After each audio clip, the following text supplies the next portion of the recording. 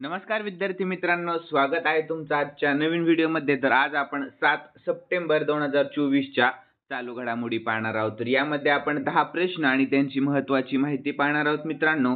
आणि तुम्हाला जर या व्हिडिओची PDF हवी असेल तर व्हिडिओच्या डिस्क्रिप्शन बॉक्समध्ये आपल्या टेलिग्राम चॅनलची लिंक आहे, तेथे तुम्हाला सर्व व्हिडिओच्या PDF अगदी फ्रीमध्ये मिळतील। तर वेळ वाया न घालवता या व्हिडिओला सुरुवात करूयात।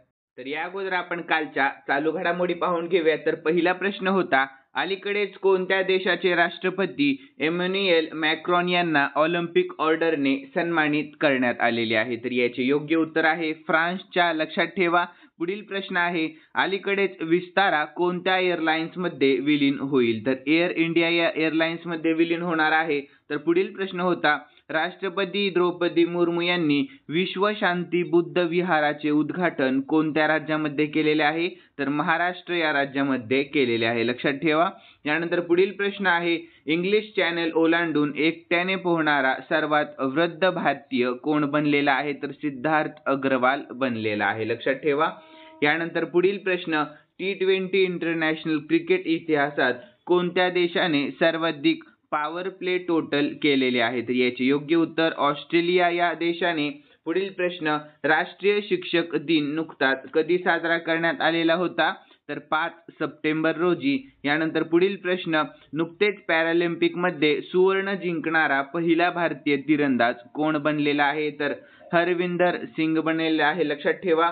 यानंतर पुढील प्रश्न आहे, अर्धसंवाहक म्हणजेच सेमी कंडक्टर क्षेत्रासाठी भारताने अलीकडे कोणत्या देशासोबत भागीदारी केलेली आहे? तर सिंगापूर या देशासोबत भागीदारी केलेली आहे।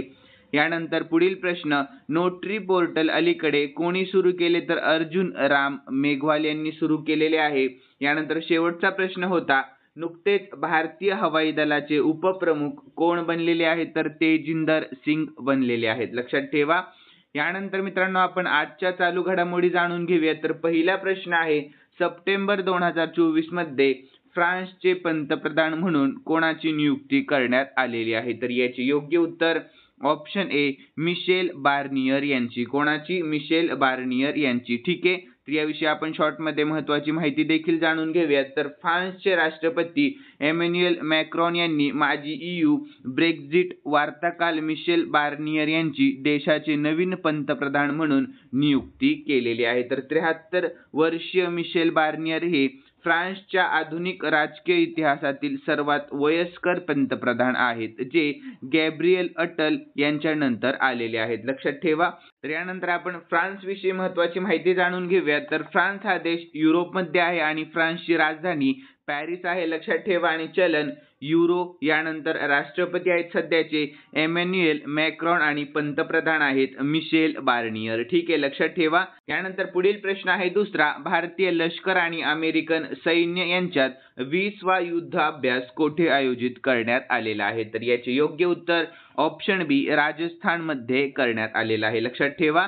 तर यानंतर आपण याविषयी महत्त्वाची माहिती देखील जाणून घेऊयात। आतापर्यंतचा सर्वात मोठा सराव भारतीय लष्कर आणि अमेरिकाच्या सैन्यादरम्यान राजस्थानमध्ये होणार आहे। तर दोन्ही देशांच्या सैन्यामधील संयुक्त युद्ध सरावाची ही 20वी आवृत्ती आहे। तर 9 ते 22 सप्टेंबर या कालावधीत 14 दिवस होणार आहे। यामध्ये 600हून अधिक सैनिक सहभागी होणार आहेत। लक्षात ठेवा। महत्त्वाची माहिती आहे।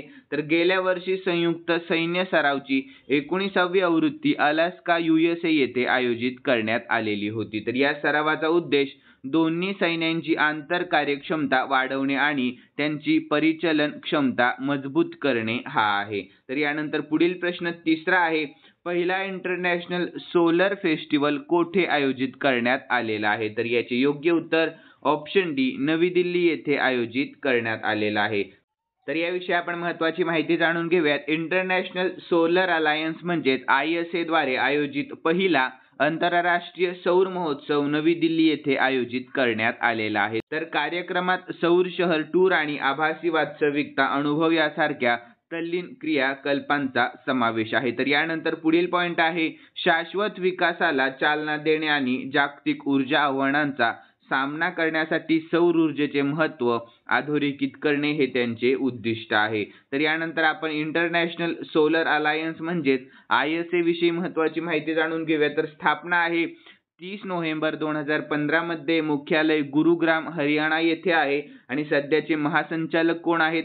डॉक्टर अजय माथुर आहेत. आणि इंटरनॅशनल सोलर अलायन्स म्हणजेच ISA चे 120 पेक्षा जास्त सदस्य देश आहेत, लक्षात ठेवा. आणि नवीन सदस्य देश कोणते आहेत?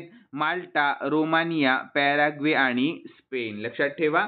यानंतर पुढील प्रश्न आहे चौथा, तर कपिल परमारने पॅराऑलिम्पिक स्पर्धेत जुडो मध्ये भारतासाठी कोणते पदक जिंकलेले आहे? तर याचे योग्य उत्तर आहे ऑप्शन सी, कांस्य पदक जिंकलेले आहे. लक्षात ठेवा मित्रांनो, महत्त्वाचा प्रश्न आहे. यानंतर पुढील प्रश्न आहे पाचवा, तर लैंगिक विविधता आणि समावेशात प्रोत्साहन देण्यासाठी जेंडर डायव्हर्सिटी अवॉर्डने कोणाला सन्मानित करण्यात आलेले आहे? तर याचे योग्य उत्तर आहे ऑप्शन बी, दसारी राधिका यांना. कोणाला? दसारी राधिका यांना. ठीक आहे, लक्षात ठेवा.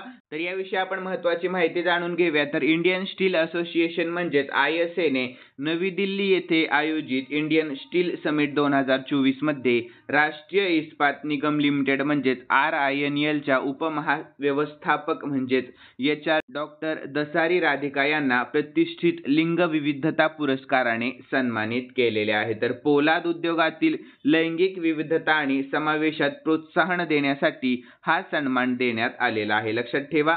तर पोलाद मंत्रालयाचे माजी सचिव नागेंद्रनाथ सिन्हा यांच्या हस्ते उद्योग नेते मान्यवरांच्या उपस्थित हा पुरस्कार प्रदान करण्यात आलेला आहे, लक्षात ठेवा. तर यानंतर सहावा प्रश्न आहे, कोणत्या राज्याने पोलीस दलात महिलांसाठी 33% आरक्षण मंजूर केलेले आहे? तर याचे योग्य उत्तर ऑप्शन बी, राजस्थान या राज्य सरकारने, लक्षात ठेवा. तर यानंतर आपण याविषयी महत्त्वाची माहिती जाणून घेऊया. तर राजस्थान मधील भारतीय जनता पक्ष म्हणजेच भाजप सरकारने महिलांना पोलीस दलात समाविष्ट करण्यासाठी राज्य पोलीस अधीनस्थ सेवा निगम 1989 मध्ये सुधारणा करण्याचा निर्णय घेऊन 33% आरक्षण मंजूर केलेले आहे. तर यानंतर पुढील पॉइंट आहे, महिलांना समान रोजगारांच्या संधी उपलब्ध करून देणे हा त्याचा उद्देश आहे, लक्षात ठेवा.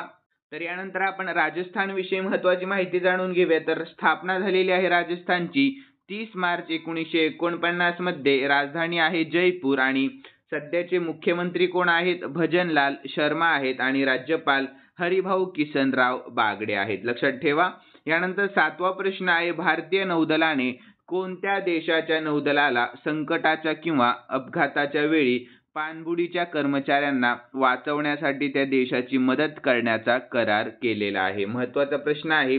तर याचे योग्य उत्तर आहे मित्रांनो ऑप्शन डी, दक्षिण आफ्रिका, लक्षात ठेवा, दक्षिण आफ्रिका. ठीक आहे, त्याविषयी आपण शॉर्टमध्ये महत्त्वाची माहिती जाणून घेऊयात. भारतीय नौदलाने दक्षिण आफ्रिकेच्या नौदलासोबत एक करार केला आहे, ज्याच्या अंतर्गत उंच समुद्रात अपघात झालेल्या दक्षिण आफ्रिकेच्या नौदलाच्या पाणबुडी कर्मचाऱ्यांना वाचवण्यात भारतीय नौदल मदत करेल.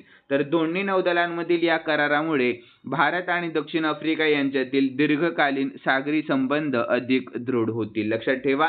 यानंतर आठवा प्रश्न आहे, केंद्र सरकार त्रिपुरा सरकार NLFT आणि ATTF यांच्यात शांतता करार कोठे झालेला आहे? तर याचे योग्य उत्तर ऑप्शन ए, नवी दिल्ली येथे झालेला आहे. कोठे झालेला आहे? नवी दिल्ली येथे, लक्षात ठेवा. तर याविषयी आपण महत्त्वाची माहिती जाणून घेऊया. तर त्रिपुराची स्थापना झालेली आहे 21 जानेवारी 1972 मध्ये. राजधानी आहे अगरतळा आणि मुख्यमंत्री कोण आहेत?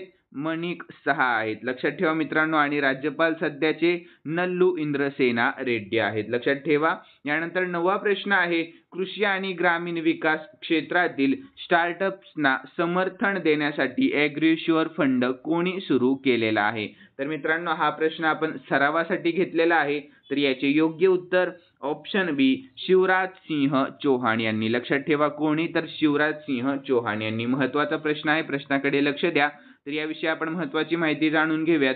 केंद्रीय कृषी आणि शेतकरी कल्याण आणि ग्रामीण विकास मंत्री शिवराज सिंह चौहान यांनी नवी दिल्ली येथे ॲग्रीश्युअर फंड सुरू केलेला आहे. तर केंद्रीय अर्थमंत्री निर्मला सीतारामन यांनी 2022 ते 2023 त्यांच्या केंद्रीय अर्थसंकल्पीय भाषणात कृषी आणि ग्रामीण उद्योगांसाठी स्टार्टअप्सना वित्त पुरवठा करण्यासाठी समर्पित निधी तयार करण्याची घोषणा केलेली होती, लक्षात ठेवा. तर यानंतर मित्रांनो प्रश्न आहे 10वा आणि शेवटचा प्रश्न घेतोय. तर सप्टेंबर 2024 मध्ये भारताचे नियंत्रक आणि महालेखा परीक्षक यांनी सार्वजनिक लेखा परीक्षणात सहकार्य मजबूत करण्यासाठी कोणत्या देशाच्या लेखापरीक्षण संस्थेसोबत एक सामंजस्य करार केलेला आहे? तर याचे योग्य उत्तर ऑप्शन ए संयुक्त अरब अमिराती सोबत. लक्षात ठेवा.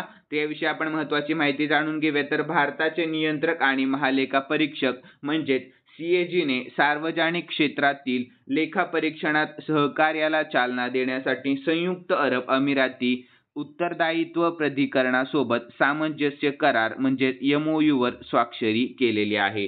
तर सार्वजनिक क्षेत्रातील लेखापरीक्षणातील ज्ञान आणि सर्वोत्तम पद्धतीची देवाणघेवाण सुलभ करणे हा त्याचा उद्देश आहे. तर भारताचे नियंत्रक आणि महालेखापरीक्षक विषयी महत्त्वाची माहिती जाणून घेऊया. तर भारताचे नियंत्रक आणि महालेखापरीक्षक ही संविधानाच्या कलम 148 नुसार स्थापन केलेली एक घटनात्मक संस्था आहे. तर संयुक्त अरब अमिराती विषयी महत्त्वाची माहिती जाणून घेऊयात. हा आशियाई खंडातील एक देश आहे आणि संयुक्त अरब अमिरातीची राजधानी आहे अबुधाबी आणि चलन आहे दिरहाम. लक्षात ठेवा मित्रांनो. आणि सध्याचे राष्ट्रपती कोण आहेत? शेख मोहम्मद बिन झायेद अल नयान. लक्षात ठेवा. यानंतर खालील प्रश्न मी स्पेशली तुमच्यासाठी ठेवलेला आहे मित्रांनो आणि हा प्रश्न आपण कालच्या चालू घडामोडीमध्ये पाहिला होता. ज्यांनी कालचा व्हिडिओ पाहिलेला असेल त्यांना या प्रश्नाचे नक्कीच उत्तर येईल अशी मी अपेक्षा करतो. तर प्रश्न असा आहे, राष्ट्रपती द्रौपदी मुर्मू यांनी विश्वशांती बुद्ध विहाराचे उद्घाटन कोणत्या राज्यामध्ये केलेले आहे? तर याचे योग्य उत्तर तुम्हाला आपल्या कमेंट बॉक्समध्ये देण्याचा प्रयत्न करायचा आहे मित्रांनो. आणि तुम्हाला जर आजचा व्हिडिओ आवडलेला असेल तर नक्कीच या व्हिडिओला लाईक करा आणि सबस्क्राईब करायला अजिबात विसरू नका. तर चला मित्रांनो, भेटूयात नवीन व्हिडिओमध्ये. धन्यवाद.